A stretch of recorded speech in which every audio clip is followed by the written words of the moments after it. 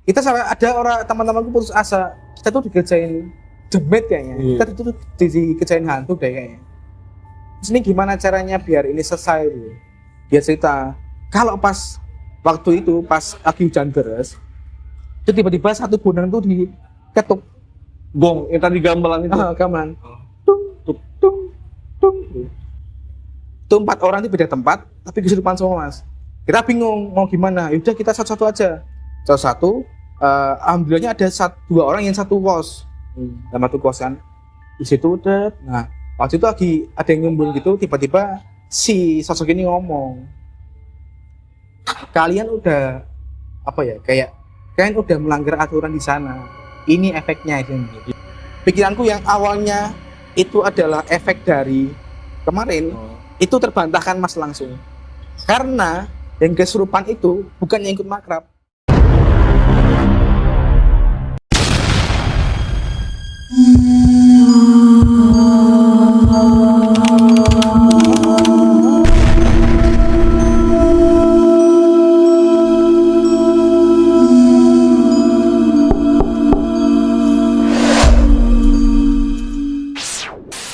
Halo, balik lagi bersama gue Riko di Brokis lu. Oke para bantu Brokis, pada episode kali ini gue sedang bersama seorang narasumber yang akan bercerita tentang pengalaman misterinya. Kita berkenalan dengan narasumber kita. Halo, Mas Nanda. Apa kabar? Halo, alhamdulillah baik. Ya, Alhamdulillah sehat. jadi yang belum mengenal Mas Nanda ini punya sosial media namanya itu Instagramnya UKM Pengamatan dan juga Twitter Mas ya? Twitternya sama juga? Sama juga UKM Pengamatan. UKM Pengamatan itu terdiri dari berapa orang? Kalau UKM Pengamatan sekarang tuh terdiri dari 5 orang. 5 orang. Itu kan ada yang podcast juga, ada di Spotify sama Noise. Terus yang ada yang nulis juga. Terus yang aku, kalau yang di Instagram tuh ada juga. Ada juga. Jadi itu emang dulu apa? Kayak sebenarnya tuh dulu Instagram itu sarkas mas. Kita nyindir kampus sebenarnya. Oh iya. Itu nyindir kampus, tambah fasilitas yang enggak sesuai dengan apa yang kita bayar. Tapi dengan konsep lelucon. Lucu. Tapi sekarang konsepnya Horor. Karena waktu pandemi, Ya. kan kita nggak punya konten, nggak bisa ke kampus kan. iya. Akhirnya disitulah kita coba buat di Twitter dulu tuh. Dulu buat di Twitter, akhirnya responnya bagus tuh, akhirnya sampai sekarang. Gitu. Jadi yang mau melihat atau mau mampir ke channelnya, gue taruh linknya di sini dan juga deskripsi di bawah video ini.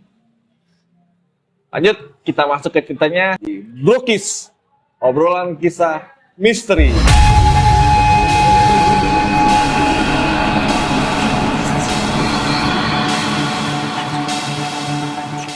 Anda nih mau belajar tentang pengalaman apa nih mas? Mungkin cerita pengalaman yang ada di kampusku dulu. Mas. Iya. Itu tentang cerita pas aku waktu kuliah, itu di sekitar tahun 2016. Itu ada ya kesurupan massal.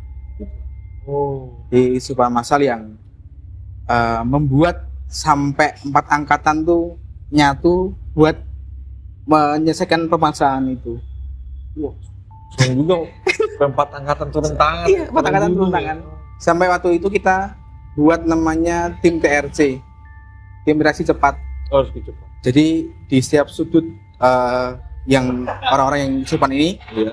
itu kita kasih orang di situ, biar misalnya kalau ada kejadian apa itu bisa langsung ditangani gitu. Awal mulanya cerita nih mas, itu seperti apa sih mas sampai terjadi kesurupan masalah itu mas?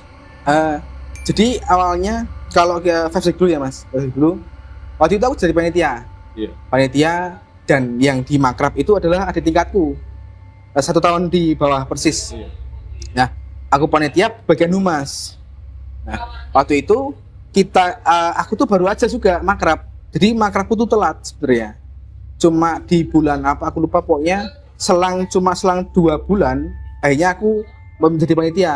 Iya. Nah, di situ tempatnya sama persis. Itu ada di daerah atas Jogja ya, di daerah Kaliurang sana. Nah, waktu itu nggak kepikiran sampai segininya, nggak.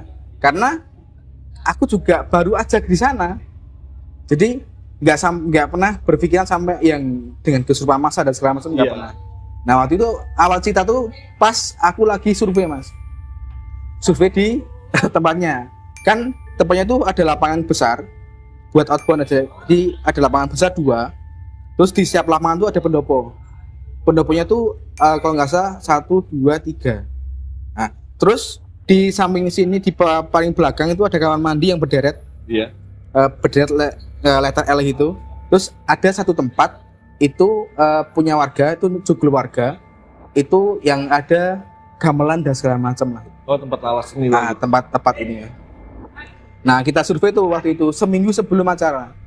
Kita survei bareng-bareng malam-malam, itu jam 7 malam kita jam 6 sore kita berangkat dari kampus bareng-bareng, semua panitia datang ke sana. Kita survei tuh mas, survei jalur. Semua jalur yang kan ada jalan malam tuh kan. Jalan malam, terus kita nyentuhin pos-pos gitu lah. Nah, waktu itu aku sama teman-temanku ya biasa aja, sama sekali nggak berpikir aneh-aneh. Iya. Nah, udah tuh kita survei. Nah, kejadian awal pertama tuh di situ. Itu malam jam 10 malam. Kan kita semua panitia bareng-bareng, intinya kita biar tahu jalurnya itu dari mana. Iya. Survei lah gitu. Survei lah biar tahu kondisinya nanti gimana. Survei, kita jalan. Terus ada tuh tingkatku. Itu tiba-tiba bilang gini mas, waktu kita jalan di tengah-tengah kebun salak. Jadi bener-bener semua kebun salak semua. Nah kita jalan. Sebelumnya warga tuh bilang kalau semua mas mau masuk, nanti ada warga yang dampingi, tapi dari jauh. Bukan yang ikut kita tapi dari jauh. Yeah. Mantau lah. Oke, kita jalan. Tiba-tiba tuh tinggalku bilang gini, Anda itu apa ya? Kok ada putih-putih kan begitu? Bilang gitu. Putih-putih apa mas? Paling warga, karena sebelumnya warga udah bilang gitu kan. Udah jalan lagi sampai kita muter mas, dari situ muter ada sekitar 3 kilo lah muter. Nah sampai di titik terakhir sebelum kita mau menuju yang pos awal tuh ada temanku satu lagi bilang, jadi ada pohonnya tuh pohon kayak pohon randu gitu, tinggi gitu. Terus di sini ada pertigaan. Yeah. Nah, temanku tuh secara nggak langsung ngetuk, itu ngapain kok putih-putih berdiri di sana? Tapi dia tuh ngomong semua denger, ada sekitar 10 orang denger, langsung ngeliat sana kan. Itu semua lihat mas, 10 orang tuh lihat. Habis lihat udah, maksudnya kita nggak mau ngapa-ngapain ya, nggak mau yang heboh atau gimana, karena kita mikir panitia yang cewek-cewek kasihan. Iya betul. Nah, udah kita menghiraukan hal itu udah, terus kita pulang, udah beres semua. Pas kita mau pulang, ketemulah sama kepala tempat itu, kayak ketua RT loh. Iya. Ketua RT di situ bilang, gimana mas jalurnya? Ya bagus sih pak, tapi tadi ini sih ada beberapa warga juga yang ikut. Terus si Pak Atian bilang, loh enggak mas, enggak ada yang ikut. Oh loh, terus saya tadi lihat di dalam siapa pak? Wah yaudah tuh nggak apa-apa, biasa aja, biarin aja. Nah dari itu aku mikir, karena aku bagian humas ya mas. Iya. Dan aku juga nanti berhubungan juga sama alumni aku yang aku undang. Aku juga sempat mikir, waduh kalau nanti ada apa-apa gimana ya waktu itu. Terus akhirnya aku ngobrol sama temanku, ketua panitia. Aku cerita tuh ada teman-teman yang lihat kayak gitulah, kayak lihat hantu dan segala macam. Terus si ketua panitia emang dia orang yang skeptis ya, dia skeptis dan terlalu nggak peduli dengan hal itu. Iya. Terus dia cuma bilang, ya udah nggak apa-apa lah, orang kita juga nggak ngapa-ngapain kok. Udah tuh kita pulang sampai ke kampus lagi kan. Tuh kita nonton acara sampai ibadah sampai hari H nih. Nah di sebelum hari H itu ada dua divisi yang memang dia harus mempersiapkan tenda buat tidur mas, tenda PMI. Nah itu sore aku ditelepon sama temanku, ini nanti yang di pos yang jalur pertama kita ubah aja. Loh kenapa? Soalnya semalam aku sama ada temanku 2 orang itu lihat, katanya pas dia masuk jalur itu nggak ada jalurnya. Oh. Jadi ketutup mas. Iya. Dia lihat jalurnya itu udah berubah sama sekali. Nah makanya dia takut nanti terjadi sama anak-anak yang nantinya ikut ke makrab dulu. Aku ya udah nggak apa-apa. Itu kan mungkin kejanggalan yang kamu alami, mungkin nanti besok kita persiapkan lagi lah, kita doa segala macam lah, ya kita benar-benar siap. Oke, setujui. Akhirnya kita berangkat tuh Mas, kan naik truk kan tuh, naik truk kita berangkat sekitar ada 300 orang. Itu makrabnya 300 orang yang jadi ikut makrab itu. Aku udah standby di sana. Dan awalnya lancar Mas, lancar nggak ada apa-apa, lancar sampai di mana anak-anak ini datang dari truk itu turun, terus kita ke pendopo itu, pendopo yang ada gamelan, pendopo di gamelan tuh kita berjalan semua. Ya biasa namanya makrab nggak mungkin nggak marah-marah, kita harus kasih tensi ke mereka kan. Kita marah-marah itu Mas, di tempat itu kita marah-marah, kita ya intinya galak lah itu.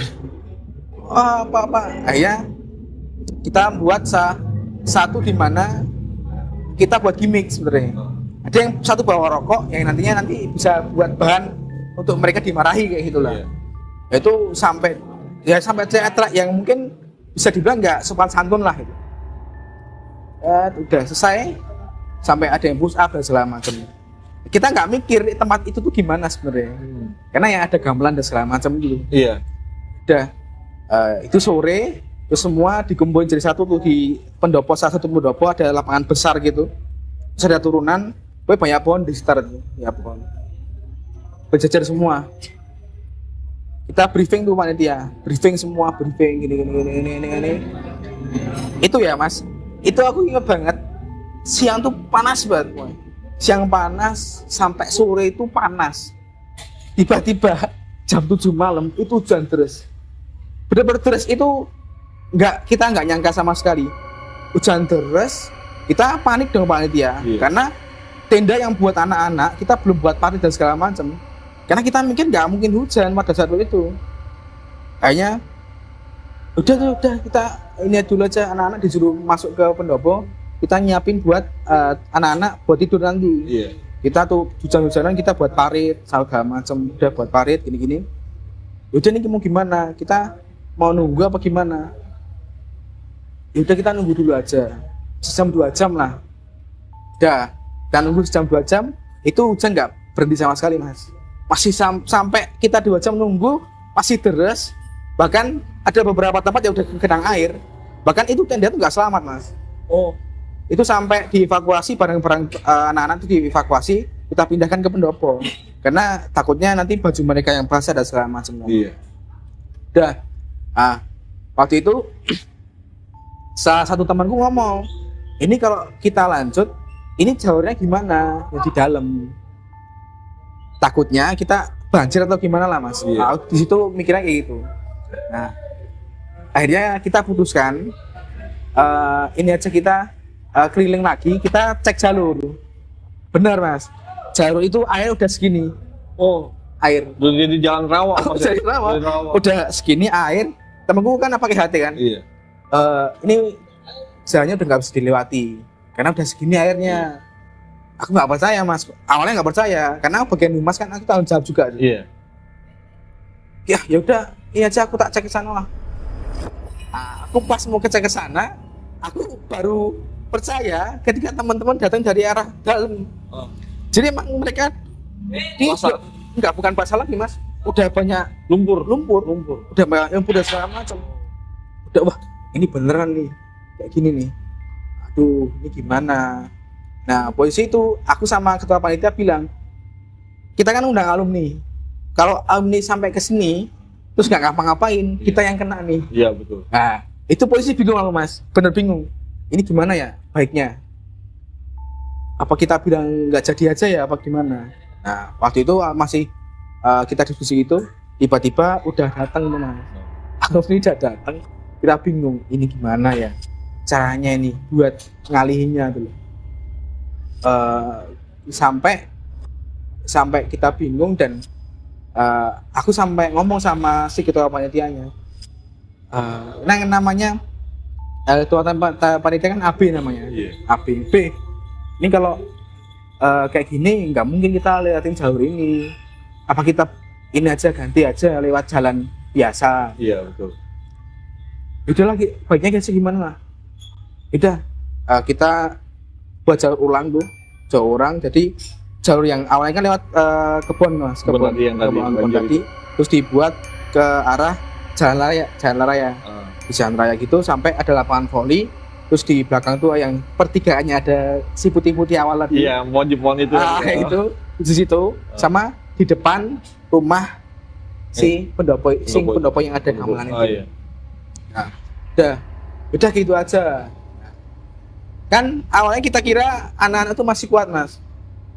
Awalnya karena mikir kan pada saat itu mereka cuma hujan-hujan bentar. Iya. Dan waktu itu udah masuk.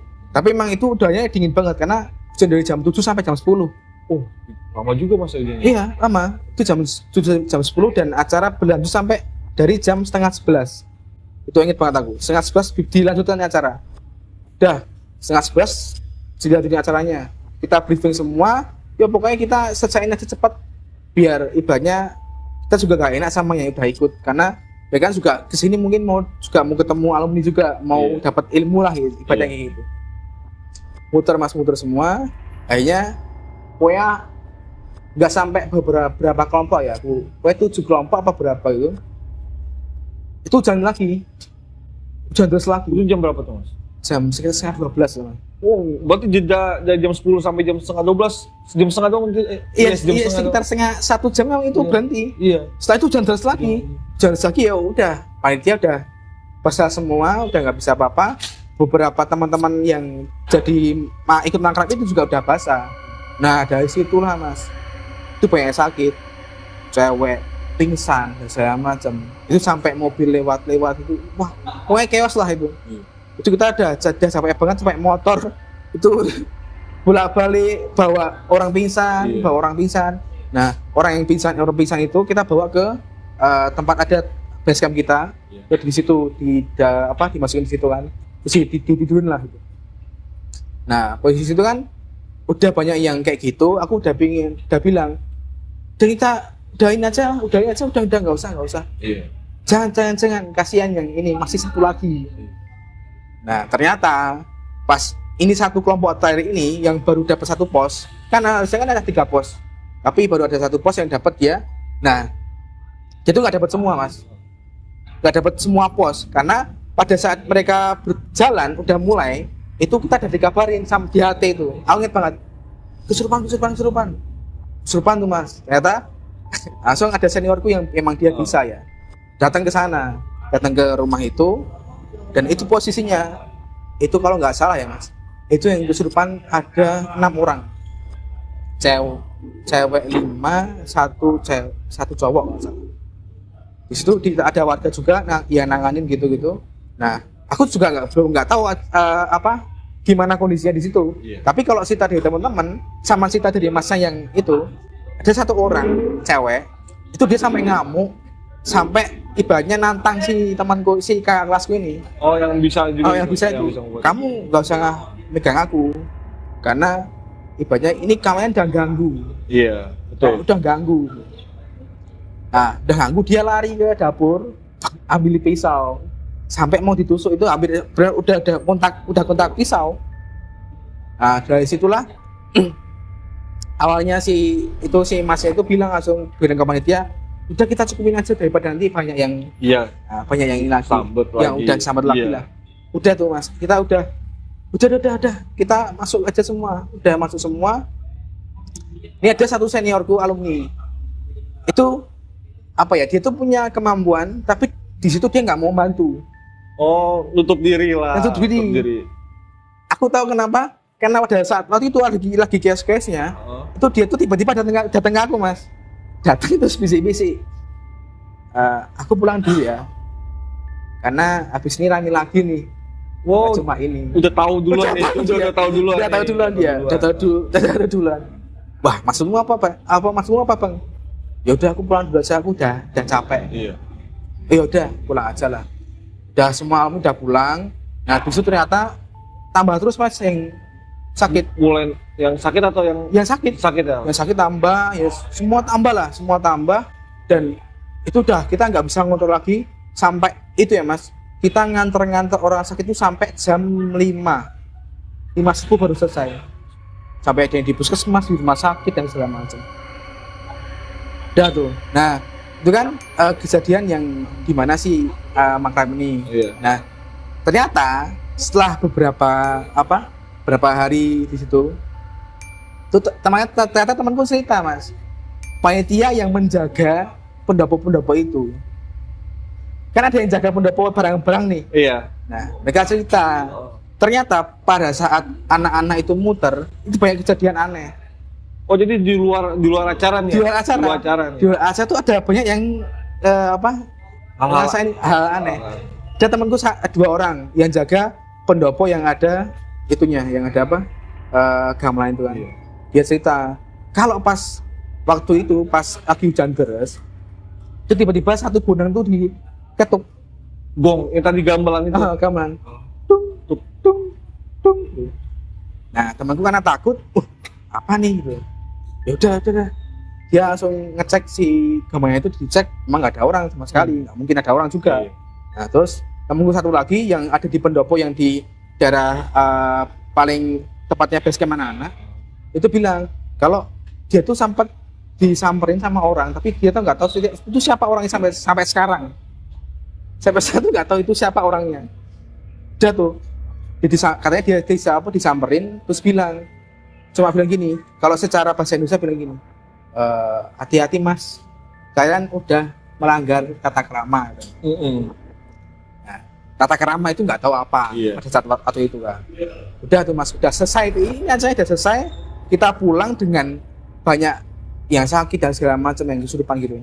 Ya kita awalnya mikir ya udah ini nggak ada apa-apa lagi, gitu. Udah aman lah. Udah aman. Nah, waktu itu kita lagi briefing masalah kemarin. Iya. Kita evaluasi bareng-bareng gitu. Lagi evaluasi di kampus. Di kampus evaluasi. Tiba-tiba ada teriakan tuh Mas dari arah audit. Teriak bener-bener teriak kenceng. Aku sama temen otomatis lari kan. Kita lari, ternyata udah ada 4 orang yang kesurupan. 4 orang kesurupan. Itu cewek semua. Nah, di situ udah bingung. Aduh, ini kenapa? Aku mikirnya apa efek kemarin ya? Iya. Imbas dari kemarin apa gimana? Udah, kayaknya disembuhin semua, udah sembuh. Nah, pikiranku yang awalnya itu adalah efek dari kemarin, itu terbantahkan Mas langsung. Karena yang kesurupan itu bukan yang ikut makrab. Beda lagi orang. Mahasiswa yang lain. Aku taunya ketika aku ketemu orang ini terus nanya, dia kemarin ikut makrab gak ya? Oh, enggak Mas, gak ikut makrab. Aku udah mikir, wah berarti ini bukan masalah yang kemarin. Bukan masalah yang kemarin, ini baru lagi berarti. Udah, tiba-tiba malam itu, kita udah disembuhin tuh Mas, tiba-tiba malamnya jam 7, itu aku ditelepon. Ini yang tadi di audit kesurupan semua, 4-4-nya dengan beda tempat. Itu 4 orang itu beda tempat, tapi kesurupan semua Mas. Kita bingung mau gimana, yaudah kita satu-satu aja. Satu-satu, alhamdulillahnya ada 2 orang yang satu kos, dalam satu kos kan. Di situ udah, nah waktu itu lagi ada yang nyembun gitu, tiba-tiba si sosok ini ngomong, kalian udah kalian udah melanggar aturan di sana. Ini efeknya itu. Iya. Aku langsung, berarti ini yang kemarin dong. Masih nyangkut ternyata, walaupun mahasiswanya nggak ikut, cuman dia kena. Tapi dia kena efeknya loh. Iya. Loh, ini apa masalahnya? Kok bisa kayak gitu? Nah, dari situ akhirnya 1 orang lagi itu yang ada cewek juga, dia itu sebenarnya punya kemampuan Mas. Dia punya kemampuan tapi udah nggak bisa ngontrol lagi. Iya. Nah, di situ dia juga bilang, dia tuh nggak ikut makrab, tapi dia bilang, Mas ini tuh efeknya kemarin makrab sebenarnya. Tapi ini yang aku nggak tahu kenapa. Nah, kita bingung, hanya didatengin lah ahli supernatural lah. Iya. Disuruh nyembuhin gini. Udah sembuh Mas, udah. Ibaratnya udah larem lah, udah nggak ada apa-apa lagi. Udah kita makan, kita pulang jam 11 malam. Ditelepon lagi, kesurupan. Datang lagi kita ke sana. Ya sama, jadi kayak kesurupannya dengan yang kelakuan yang sama, dengan hal yang sama, dengan gerakan yang sama. Nah, di situ aku mikir Mas, aduh ini gimana caranya? Kok bisa kayak gini? Aku harus cari tahu nih gimana. Ini ada salah satu adik tingkatku bilang, Mas aku bisa. Yuk kita cari tahu. Si perempuan tadi? Bukan, satu ada lagi. ada orang lagi. Ada lagi orang. Orang lagi dia emang apa ya? Kelebihan lah, Punya kelebihan dulu. Nah, tapi aku nggak ikut mas di sana, tapi aku dapat cerita bahwa ada mediumisasi. Oh iya. Mediumisasi dan di situ sampai di mana lampu kos itu pecah. Satu kos itu sampai padam dan itu lampu yang di kamarnya lagi mediumisasi itu lagi sampai pecah. Gede juga nyari. Itu gede juga itu. Gede juga mediumisasi dan di situ bilang kalau kamar itu ketika kita makan ada yang ngambil batu. Tapi batunya itu dia ngomong spesifik orangnya siapa. Orangnya kayak gini. Benar-benar spesifik ngomongnya. Wah, kita akhirnya nyari dong. Iya. Nah, itu antara kita bodoh atau kita percaya. itu kan bingung kan? Yaudah kita percaya dulu aja. Udah kita gini kita nyari orangnya tuh. Kita benar-benar scanning, Mas. Iya. Ini orangnya yang disebut siapa? Kayak gini, spesifiknya tinggi badannya, mukanya gini-gini dan spesifik. Saya itu emang nggak ada sama sekali. Akhirnya si adik tingkatku yang punya kemampuan itu telepon salah satu gurunya atau gimana aku lupa. Ditelepon bahwa ini bisa diberesin, tapi kita harus punya ritual di lapangan dan itu di kampus. Nggak mungkin dong. Kita di kampus tengah malam. Itu cuma kita lawannya satpam gitu mas. Itu gitu. Nggak bisa kok kayak gini. Terus gimana cara lain tuh? Yaudah kalau cara lainnya kita harus cari batu itu. Mau nggak mau, siapa yang ambil batu itu? Nah, kita tuh nyari itu sampai kejadian kesurupan tuh hampir sampai 3 bulan. Wah, gila, 3 bulan mas? 3 bulan. Sampai di mana ada tingkatku bilang, mas udah mas di rumahku aja lah. Dan kesurupan tuh di rumahku aja. Udah nggak usah dibawa kemana-mana lagi. Biar kalau yang kesurupan ini kalau ada apa-apa biar satu rumah dulu mas. Iya. Nah itu dari 3 orang akhirnya 1 orang tuh mungkin udah muak ya. Dengan kesurupan itu akhirnya dia mungkin udah berdamai atau gimana dia udah nggak mau di situ. Akhirnya tinggal 2 orang ini. 2 orang yang satu kos itu tadi mas. Itu tiap malam itu kesurupan. Tiap malam kesurupan, tiap malam nangis, tiap malam ini sampai kita tuh menjaga mereka sampai jam 4 pagi sampai wah itu hampir 3 bulan dan itu udah datengin banyak orang mas dari model yang dukun dan segala macam ruqyah sampai apa itu nggak ada yang bisa sembuhin tetap kayak gitu. baik lagi kita sampai ada orang teman-temanku putus asa kita tuh dikerjain demit kayaknya kita tuh dikerjain hantu deh kayaknya. Terus ini gimana caranya biar ini selesai dulu? Gini aja lah kita coba ada satu tempat itu ada di daerah Prambanan. Daerah Prambanan datengin orang gitu kita disuruh ambil dikasih ini mas gula Jawa. Jadi disuruh kasih makan ke orang yang kesurupan itu. Nah setelah kita ambil gula Jawa itu kita kasih ke orang yang kesurupan itu tiba-tiba itu tambah lagi mas. Nggak cuma satu, nggak tambah lagi yang lain. Nah dari situ akhirnya itu merembet ke kampus. Jadi waktu 3 bulan dari 1 bulan sampai 3 bulan itu di kampus tuh sering mas kesurupan itu. Ganti-gantian. Apa sosok yang sama mas? Enggak, jadi orang random. Random. Orang ini kesurupan di kelas kesurupan. Sampai dosen pun kayak apa ya? Nanya, ini kenapa? Kenapa? Bu ini kesurupan. Udah mas dibantu aja. Sampai gitu mas. Terus sampai pokoknya udah chaos banget udah. Kita nggak tahu mau ngapain. Nah akhirnya pas waktu ada temanku satu itu dia bilang gini aja kita dari tipu sama mereka nih kita gantian nipu. Aku nggak tahu cara dia gimana ya. Aduh nipu gimana mas? Udah kita pokoknya gimana saya kita nipu mereka. Oke. Terus ini gimana yang masalah batu? Siapa yang mengambil batu? Nah, udahlah kita daripada kita bingung kita nyari dulu yang siapa yang mengambil batu itu. Ada satu orang ini satu orang yang bukan dituduh ya, tapi dia itu merasa bahwa dia yang mengambil batunya. Dia tuh punya kemampuan yang dia tuh nggak bisa kontrol mas sebenarnya. Dan katanya itu dia itu secara nggak sadar mengambil batu itu dalam hal tanda petik gaib, secara gaib, tapi dia nggak sadar. Bahkan dia ngaku, aku kok yang ngambil. Kalau emang aku yang ngambil, udah aku selesain aja. Maksudnya gimana cara menyelesaikannya?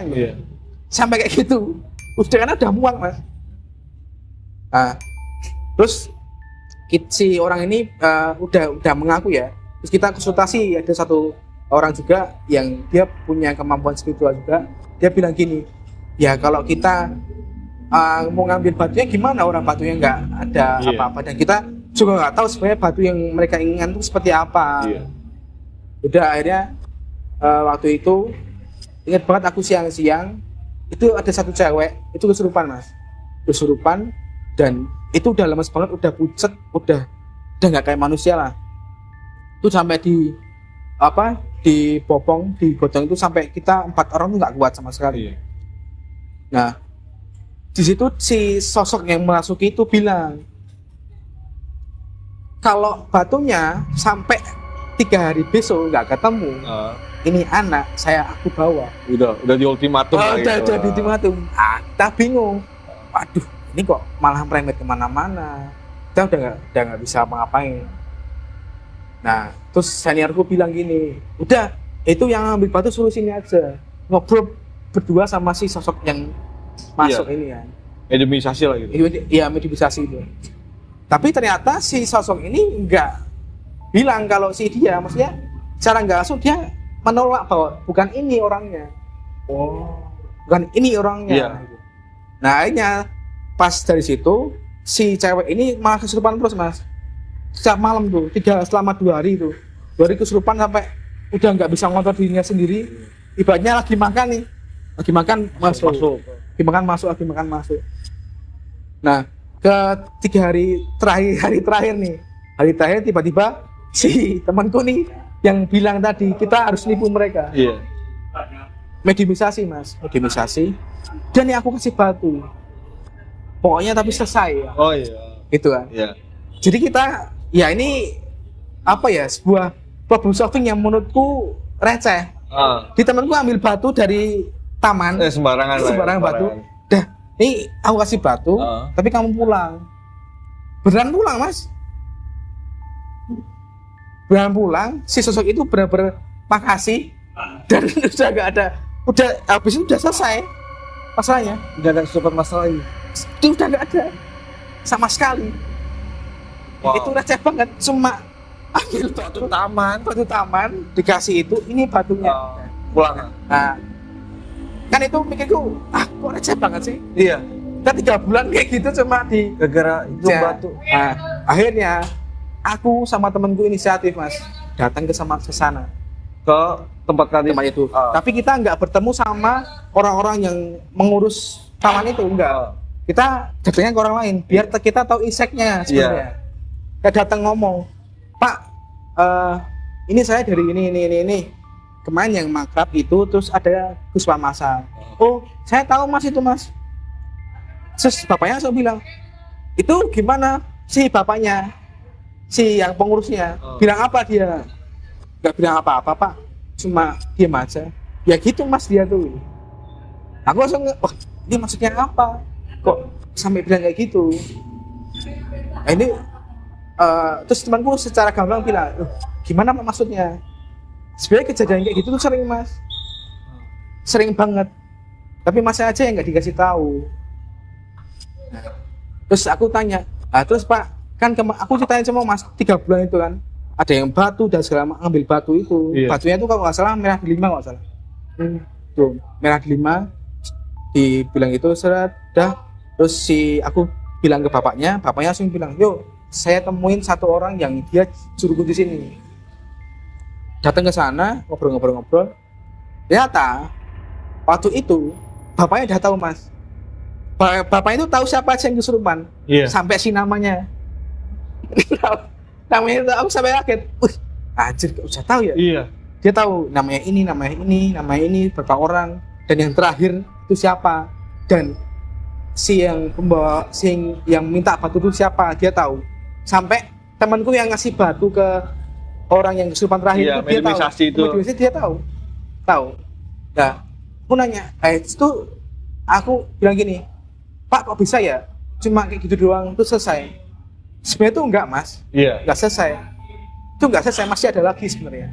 Tapi itu juga dalam artian kalian juga dibodohi sebenarnya.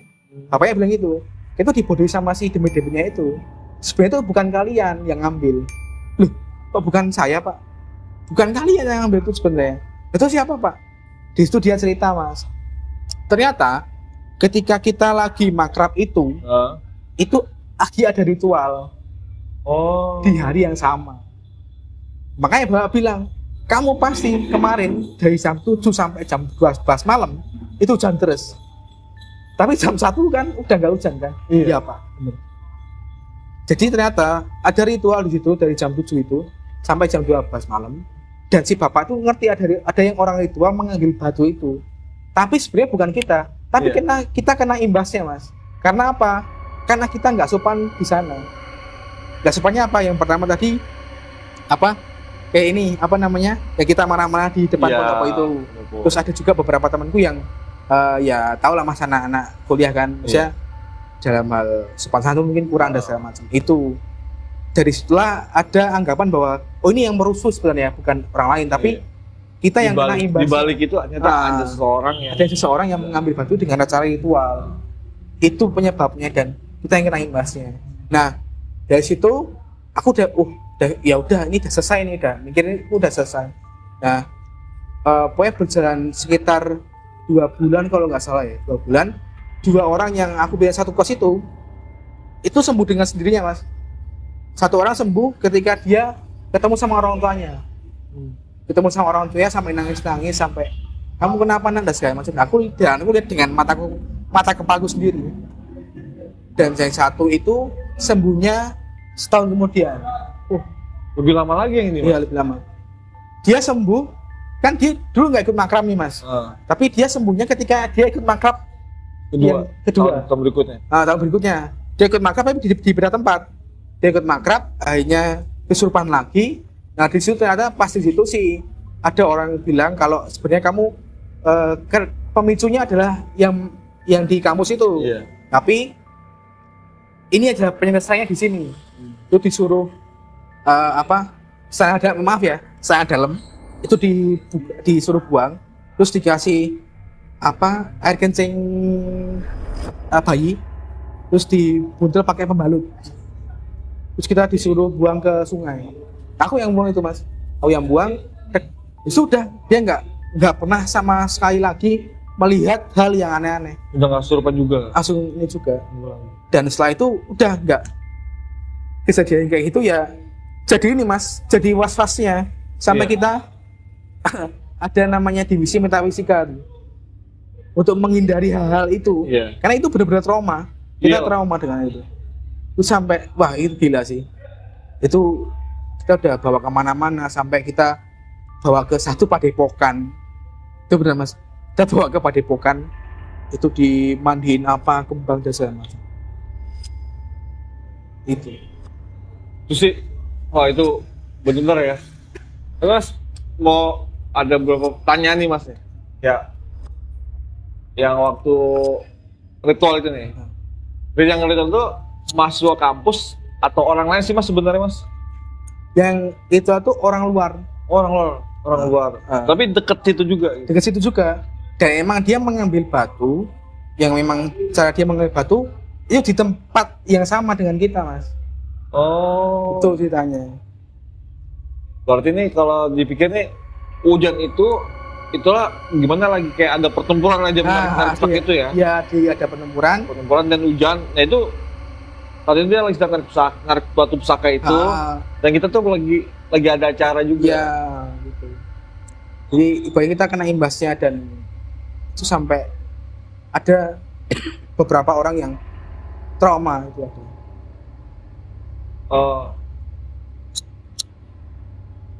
Tapi ini mas kalau mikir-mikirnya, kalau dilihat-lihat gambaran ya, berarti dalam satu lingkup kampung nih kan? Iya. Ini kan berarti kan mas sama para mahasiswa ini kan berbarengan nih dengan orang naik pusaka ini kan? Iya. Berarti ini jin ini nggak tahu dong ini Mas ini apa? Mas ini kan beda nih, beda Iya, kubu iya. lah sama Iya, nih beda orang yang ini kan kubu. beda kubu. Cuman dipukul rata gitu sama jinnya. Iya, di buku rata sama jinnya itu. Oh, temannya dia nih yang narik pusaka gua. Karena dianggap, karena kita mungkin dengan tadi itu Mas, karena kita yang udah serengean mungkin udah di warning dari awal. Oh iya, kayak marah-marah lah, terus cara bicara kata kerama ya. Nah, gitu. Jadi mungkin dari situ memicu mereka ngincer kita itu pada saat itu. Nah ini yang bikin bingung nih Mas. Terus bapak-bapak yang ngasih tahu segala macam, ini dia memberitahunya kan kenapa setelah berbulan-bulan gitu ketemu, kenapa nggak pas awal bulan si cewek itu ngasih tahu gitu ya? Oh, ya itu aku juga bingung itu Mas. Yes, kenapa jalan itu lama? Gitu. Kenapa jalan lama? Dan itu momennya itu dia tuh baru loh Mas, anak baru yang kesurupan, yang ngasih tahu semuanya itu, yang membawa batu itu. Iya. Itu dan baru, dan aku juga mikir, wah ini apa karena emang kita tuh ibaratnya kita dikader lagi nih, bener-bener dikader, dan mungkin posisi waktu itu kita memang banyak momen positifnya Mas, kita bisa akrab sama angkatan lain, bahkan itu jadi memori kita selamanya, bahkan sampai sekarang masih jadi bahan pembicaraan. Jadi ibaratnya kayak garis penyambung lah. Garis penyambung itu, jadi banyak cita-cita loh. Dan alhamdulillahnya setelah kejadian itu kita bisa ibaratnya kayak membendung dulu nih. Iya. Kita proper dulu nih kalau ada kejadian kayak gitu. Bukan yang acara dulu, tapi kalau biar nggak ada kayak gitu gimana nih gitu. Ya, cadangan dulu nih. Nih kita harus jaga dulu nih. Sebelum seperti ini kita harus seperti ini dulu. Karena ya maaf ya Mas, setiap tahun tuh pasti ada yang kesurupan. Setiap tahun. Sebelum masalah batu itu? Setelah itu. Setelah itu. Setelah kejadian itu, ya banyak banget sih yang kesurupan tiap tahun. Tiap tahun banyak banget. Tapi di tempat itu emang sebelumnya emang terkenal angker, emang udah sering acara di situ Mas? Kalau tempatnya tuh sebenarnya kalau dibilang angker ya enggak sih angker sih. Tapi mungkin yang tempatnya yang luas dan banyak pohon-pohon, bisa kebun-kebun, dan itu kan memang diperuntukkan untuk kemah Mas sebenarnya. Untuk outbound, untuk acara-acara kayak gitulah. Cuman emang timingnya waktunya itu emang lagi apa sih itu karena ada satu kubu yang itu ya. Pusaka gitu. Ya. Jadi apesnya di situ. Karena kan sebelumnya kita juga di sana Mas. Aku yang di Makrab aku juga di sana. Mas ke Solman kan survei dulu. Iya, survei dulu. Ya kan? Udah ngerti dulu. Iya, udah tahu jalurnya. Kok kenapa bisa kayak gini kan? Cara kalau untuk logikanya nggak masuk lah kan, itu namanya tempat buat acara perkemahan kan, tiba-tiba ada kejadian seperti ini. Tapi ternyata di balik itu ada sesuatu, ternyata ada satu kubu B yang sedang melakukan ritual. Nah, aku jadi make sense ketika aku ingat yang seniorku itu yang tiba-tiba bisikin aku itu. Iya. Sekarang lagi ada mau lebih besar lagi.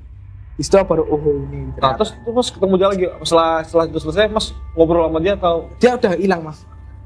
Setelah kejadian itu dia nggak pernah lagi. Aku lihat dia di kampus.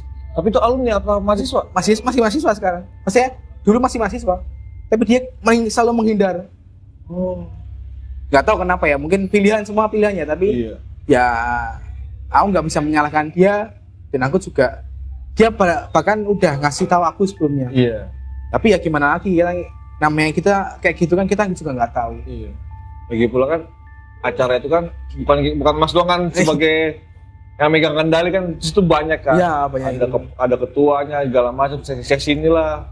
Dan Mas mencoba untuk memberitahu, oh udah selesai nih, cuma kan karena mungkin ada beberapa orang yang udah terlanjur nih, udah nanggung kan, udah ini sayang kan, lanjutin. Tapi kan ternyata ada efek. Ya Mas Nanda, terima kasih banyak nih udah berbagi ceritanya. Udah kesempatan lah saat ini nih untuk datang kan kemari bagi bantu blogis nih. Jangan lupa nih mampir ke Instagramnya Mas Nanda, kita linknya di sini, dan dia ada di deskripsi, serta Twitternya Mas ya? Twitter. UKM Pengamatan.